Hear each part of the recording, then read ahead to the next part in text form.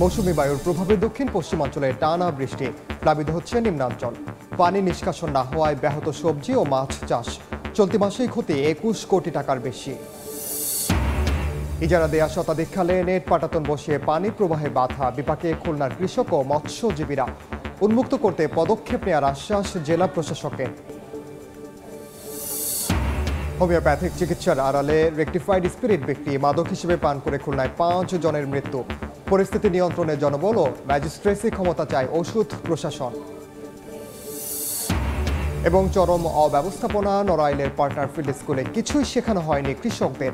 অর্থ নয় ছয়ের অভিযোগ কালিয়া উপজেলা কৃষি কর্মকর্তার বিরুদ্ধে। প্রমাণ পেলে ব্যবস্থা।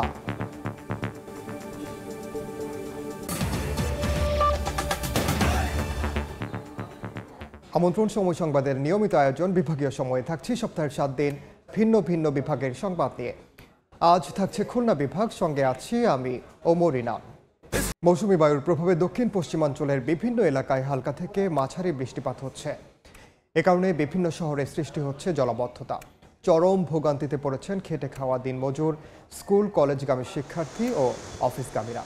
আবহাওয়া অফিস জানিয়েছে, বৃহস্পতিবার ভোর 6টা থেকে আগের 24 ঘন্টা খুলনায় কায়রায় 47 মিলিমিটার, বাগেরহাটে মোংলায় 40 মিলিমিটার ও খুলনা শহরে 34 মিলিমিটার বৃষ্টিপাত রেকর্ড করা হয়েছে। এই বৃষ্টিপাত আরও 4 থেকে 5 দিন অব্যাহত থাকতে পারে।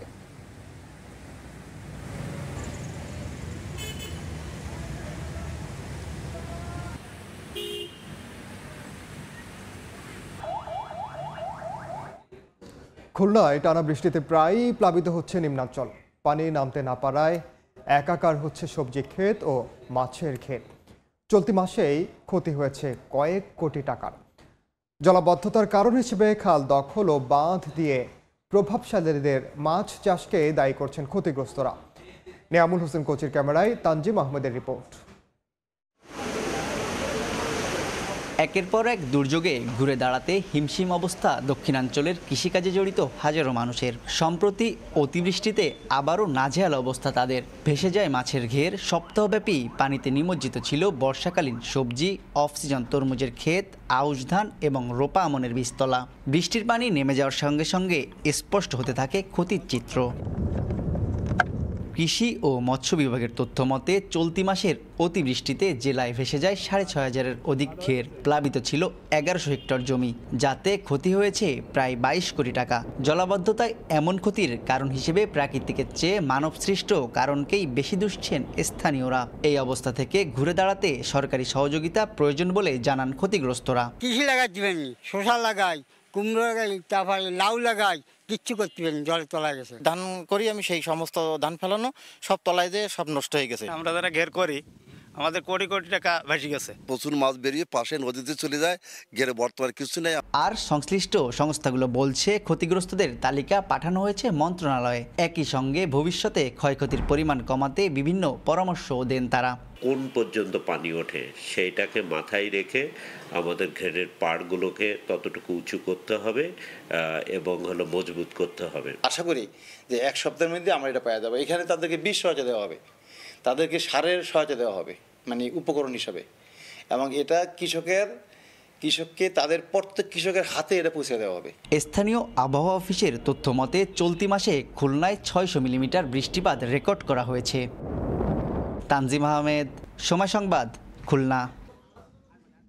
এদিকে খুলনা অঞ্চলের বিভিন্ন উপজেলায় শত শত সরকারি খাল ও জলমহাল ইজারা দেয়ায় স্থানীয়দের মৎস্য ও কৃষিকাজ বাধাগ্রস্ত হচ্ছে। নিয়ম বহির্ভূতভাবে নেট পাটাতন বসিয়ে এসব খালে পানি প্রবাহে বাধা সৃষ্টি করা হচ্ছে। এতে একদিকে সাধারণ মানুষ মাছ ধরতে পারছে না, অন্যদিকে শুষ্ক মৌসুমে কৃষির জন্য পানি মিলছে না। ভোগান্তিতে পড়েছেন কৃষক ও মৎস্যজীবীরা।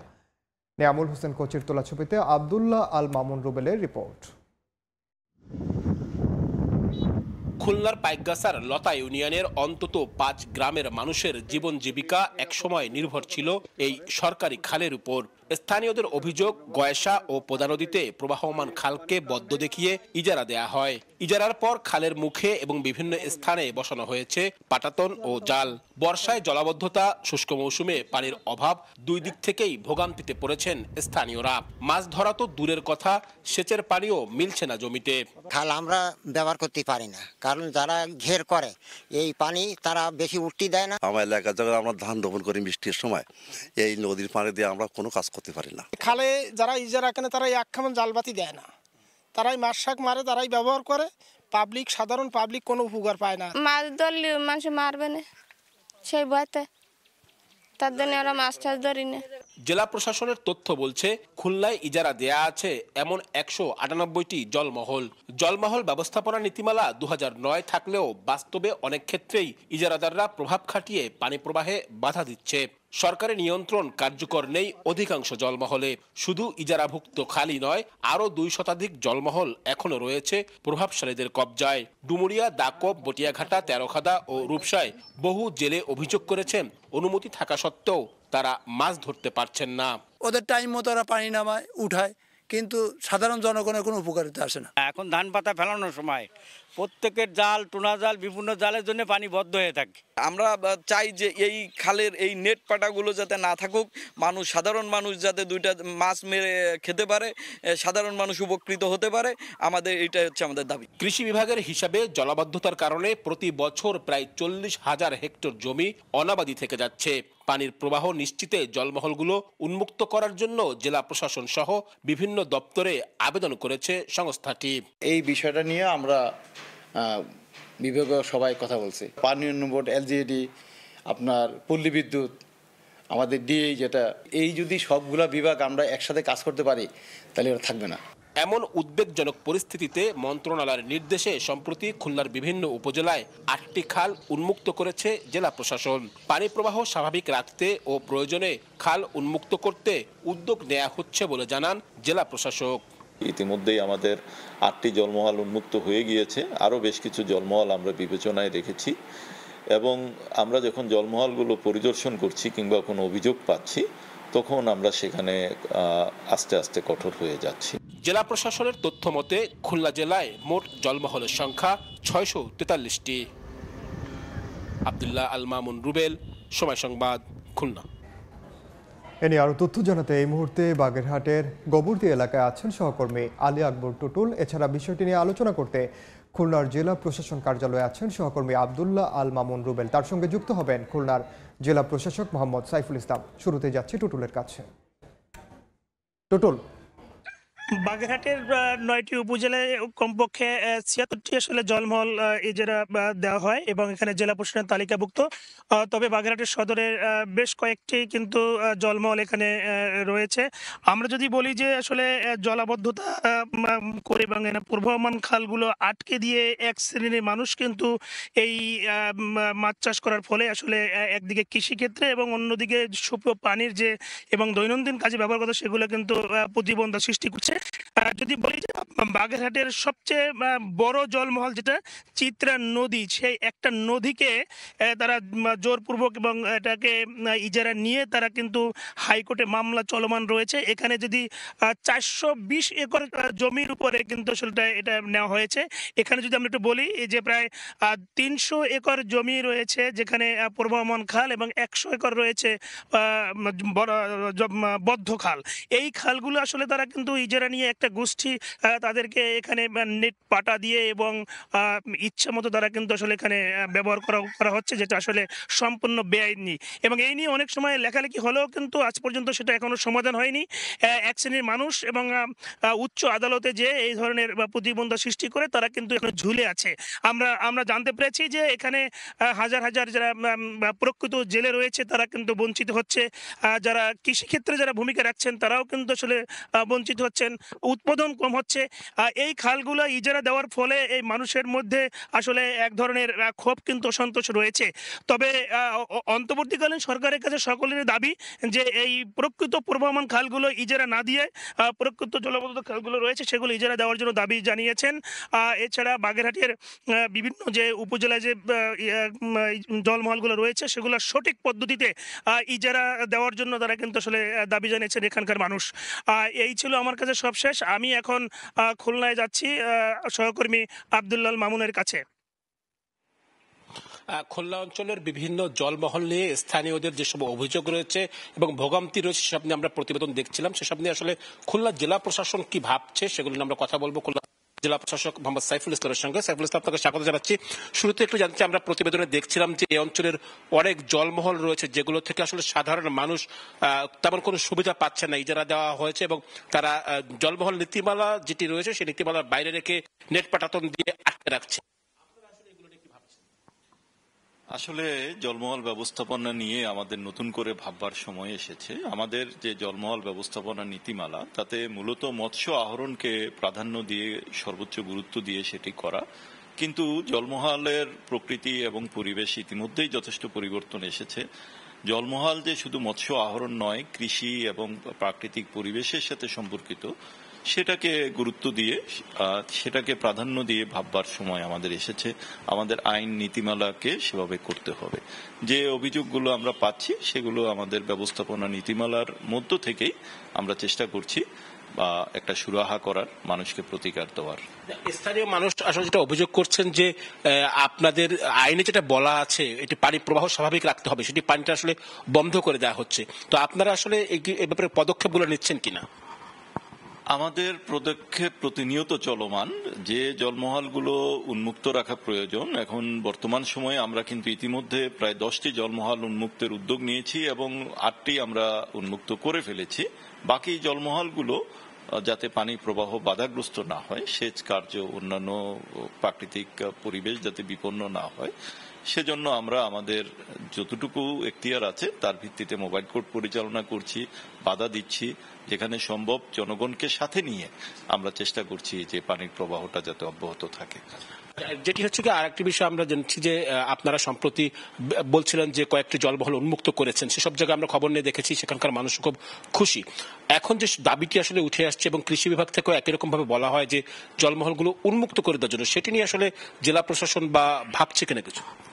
আমি শুরুতেই বলেছি যে আমাদের যে জলমহল ব্যবস্থাপনা কাঠামো, তাতে আমাদের নতুন করে ভাববার সময় এসেছে। শুধু মৎস্য আহরণকে প্রাধান্য না দিয়ে এর সাথে যে কৃষি এবং মানুষের জীবন জীবিকা, প্রকৃতি, পরিবেশ, জীববৈচিত্র্যের সাথে সম্পর্ক, সেটাকে গুরুত্ব দিয়ে আমাদের কাজ করতে হবে। আরেকটা বিষয় আমরা বলছিলাম যে সমস্ত জায়গায় ইজারা দেয়া নেই এমন অনেক জলমহল রয়েছে স্থানীয় প্রভাবশালীরা আসলে দখল করে রেখেছেন বা মাছ ধরতে দিচ্ছেন না, সেসব জায়গায় কি আসলে আপনাদের প্রশাসনিকভাবে কোনো কিছু করার সুযোগ আছে? আমাদের নজরে যখনই কোনো কিছু আসছে আমরা তাৎক্ষণিকভাবে স্থানীয় প্রশাসনকে নির্দেশনা দিচ্ছি এবং আমাদের সাধ্যমতো আমরা স্থানীয় প্রশাসন কিন্তু তৎপর আছে এবং স্থানীয় প্রশাসনের পাশাপাশি জনগণের সচেতন অংশ, তারাও অনেক সময় আমাদেরকে সাহায্য করছেন। সবাইকে সাথে নিয়ে আমরা এই সমস্যাটা মোকাবেলা করার চেষ্টা করছি। ধন্যবাদ আপনাকে।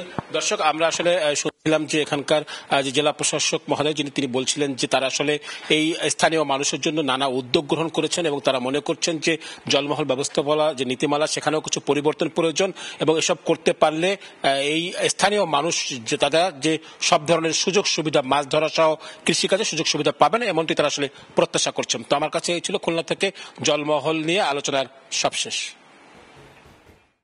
সরাসরি যুক্ত ছিলাম খুলনা ও বাগেরহাটে। বিভাগীয় সময় আরও থাকছে। অরক্ষিত রেল গেটে চলাচলে ঝুঁকি, বৈধ গেটের অর্ধেকে নেই জনবল। ট্রেনে কাটা পড়ে চুয়াডাঙ্গায় চলতি বছরে মৃত্যু 9 জনের, শুধু সাইনবোর্ড টাঙিয়ে দায় সারছে কর্তৃপক্ষ। হোমিওপ্যাথিক চিকিৎসার আড়ালে অবাধে বিক্রি হচ্ছে রেকটিফাইড স্পিরিট বা অ্যালকোহল। জাপানে সম্প্রতি একাধিক মৃত্যুর ঘটনায় বেরিয়ে এসেছে ভয়াবহ চিত্র।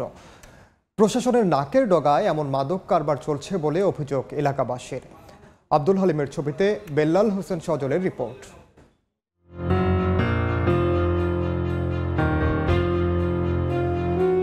খুলনায় হোমিওপ্যাথিক ওষুধের আড়ালে রেকটিফাইড স্পিরিট বা অ্যালকোহল বিক্রির অভিযোগ উঠেছে।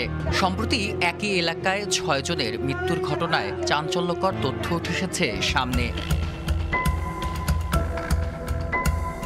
নগরীর বৈকালী এলাকার হ্যানিম্যান হোমিও ফার্মেসি ও শিশু মাতৃমঙ্গল চিকিৎসালয়ের স্বত্বাধিকারী মুসলিম আলী হোমিও চিকিৎসার আড়ালে দীর্ঘদিন ধরে মাদক বিক্রি করতেন, যার অন্যতম উপাদান ছিল রেকটিফাইড স্পিরিট। একই অপরাধে পূর্বেও তার ছেলে ও তাকে আটক করেছিল পুলিশ।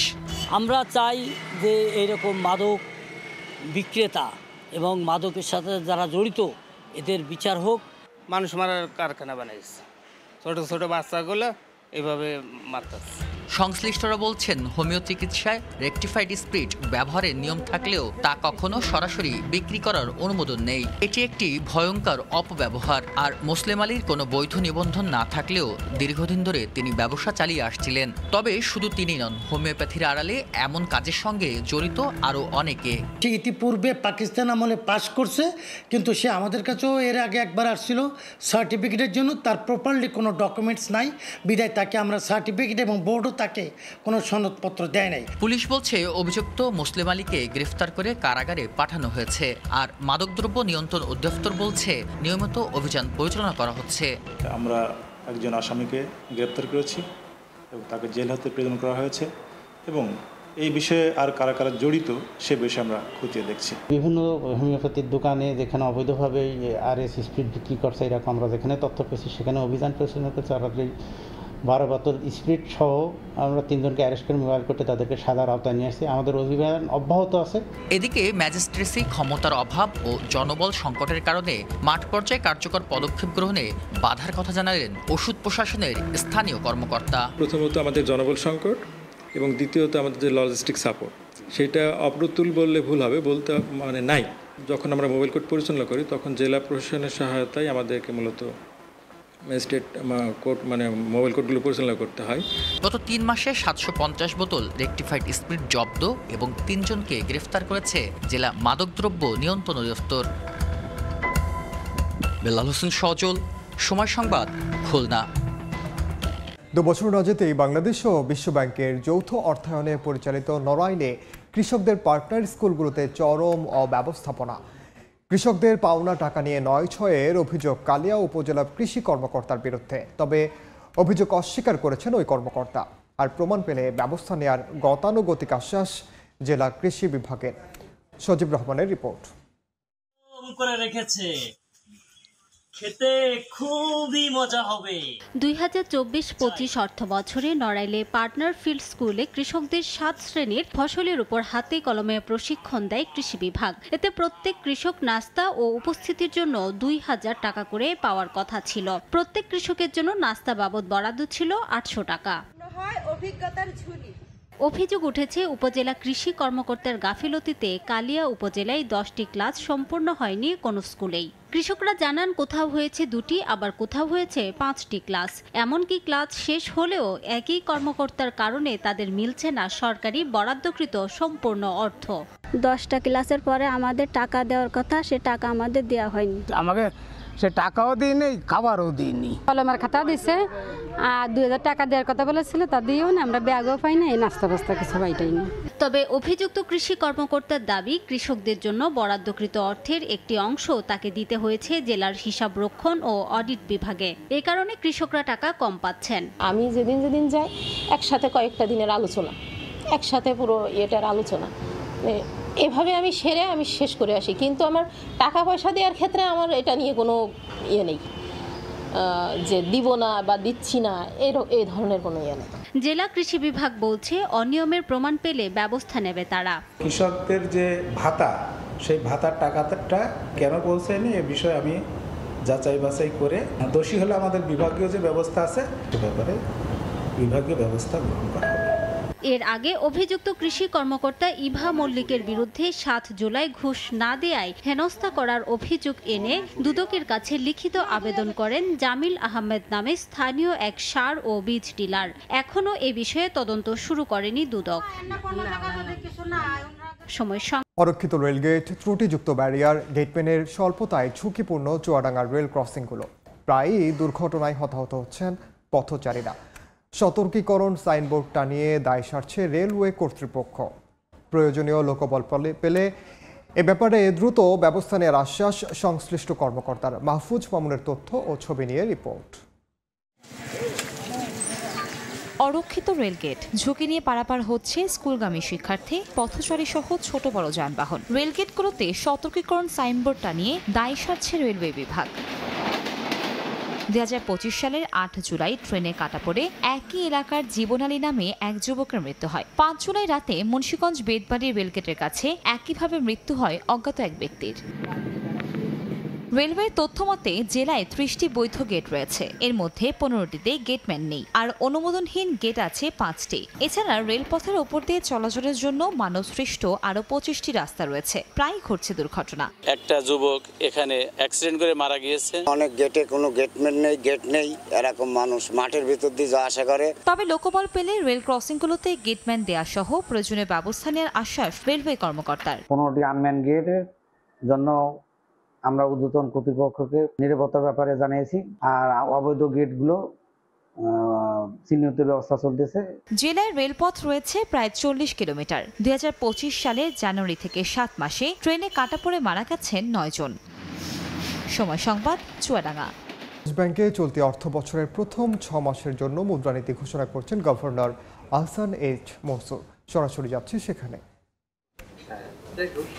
ফাইন্যান্সিয়াল অ্যাকাউন্টে যদি আমরা দেখি, এখানেও আমরা একটা সারপ্লাস পজিশন আমরা ইনজেক্ট করছি, এবং আমরা যদি দেখি ওভারঅল ব্যালেন্সে দেখি, গত বছর ছিল 4.3 নেগেটিভ, এই বছর হচ্ছে 3.3 পজিটিভ। 3.29 3.3। তো এটা আমাদের একটা বড় অর্জন, এবং এটার কারণেই কিন্তু এই এক্সচেঞ্জের স্টেবিলিটিটা হয়েছে।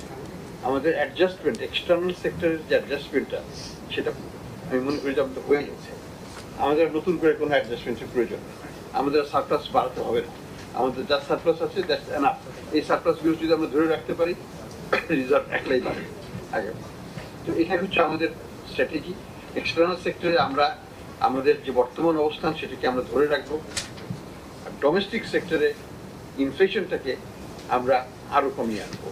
এখানে আমাদের স্ট্যান্সটা টাইটার মোডেই থাকবে আরও কিছুদিন। আমরা আশা করছি এই যে 6 মাস, যে 6 মাসের জন্য মন্ত্রী পরিস্থিতি ঘোষণা করা হলো, এই 6 মাসের মধ্যেই আমরা হয়তো ইন্টারেস্ট রেটের পরিবর্তন দেখতে পারি। তবে এটা আমাদের আশাবাদ। প্রকৃতপক্ষে কী হবে সেটা ডিপেন্ড করবে আমাদের যে ডেটা আসবে, ডিডিএস থেকে যে তথ্য আমাদেরকে দেওয়া হবে, সেটার ভিত্তিতেই আমাদের পলিসি রেসপন্স, অ্যাডজাস্টমেন্ট সব কিছু হতে থাকবে। আমি কিছু বলবো না, আপনাদেরকে প্রশ্ন উত্তর করবে আমি যেতে পারি। বিভাগীয় সময়ে আরেকবার সাতক্ষীরার মরিচাপ নদীর উপর ভেঙে পড়ে আছে 7টি সেতু। এতে যাতায়াত ভোগান্তিতে 3টি উপজেলার হাজারো মানুষ। তাদের অভিযোগ, নিম্নমানের সামগ্রী দিয়ে ব্রিজগুলো নির্মাণ করায় এমন দশা। দ্রুত ব্রিজগুলো পুনর্নির্মাণের দাবি তাদের। নদী খননের কারণে সেতুগুলো ভেঙে গেছে উল্লেখ করে দ্রুত মেরামতের আশ্বাস এলজিইডির। আর ব্রিজ নির্মাণের ক্ষেত্রে বিভাগীয় সময়ে আরেকবার সচিবালয়ে সংবাদ সম্মেলনে কথা বলছেন আইন উপদেষ্টা ডক্টর আসিফ নজরুল। সরাসরি যাচ্ছে সেখানে। 50% নথি ডি নথির মাধ্যমে নিষ্পত্তি করার লক্ষ্যমাত্রা অর্জিত হয়েছে। এই মন্ত্রণালয়ের অ্যাটাস্টেশন সেবাকে 100% অনলাইন প্রক্রিয়ায় রূপান্তর করা হয়েছে। অনলাইন বেইল বন্ড, আপনারা জানেন বেইল বন্ড দাখিল নিয়ে বিভিন্ন দুর্নীতি অনিয়ম হয়। বিচার প্রার্থী জনগণের জামিন প্রাপ্তি সহজীকরণের লক্ষ্যে অনলাইনে বেল বন্ড জমা দেওয়ার নিমিত্তে প্রথমবারের মতো সফটওয়্যার প্রস্তুত করা হয়েছে। শীঘ্রই পরীক্ষামূলকভাবে সফটওয়্যার ব্যবহার শুরু হবে। আমাদের 3rd ক্যাটাগরি অফ কাজ, যেটা ছিল হয়রানিমূলক মামলা প্রত্যাহার, আপনাদের প্রথমে বলে রাখি, হয়রানিমূলক মামলা প্রত্যাহার করার জন্য আমাদেরকে মামলার এজাহার, আমাদেরকে চার্জশিট সহ বিভিন্ন দলিল পরীক্ষা করতে হয়। বিভিন্ন দলিল পরীক্ষা নিরীক্ষা করে জেলা পর্যায়ের কমিটি প্রথম একটা লিস্ট করে, তারপর আইন মন্ত্রণালয়ের আন্ডারে একটা কমিটি আছে, কমিটির মাধ্যমে সমস্ত কাগজপত্র পুঙ্খানুপুঙ্খভাবে পরীক্ষা করে আমরা এখন পর্যন্ত রাজনৈতিকভাবে হয়রানিমূলক 15,000-এরও বেশি মামলা প্রত্যাহারের সুপারিশ করেছি। সরাসরি যুক্ত ছিলাম সচিবালয়ে। এই ছিল বিভাগীয় সময়ে। আগামীকাল থাকবো ঢাকা বিভাগের আয়োজন নিয়ে। সঙ্গে থাকুন সময়ে।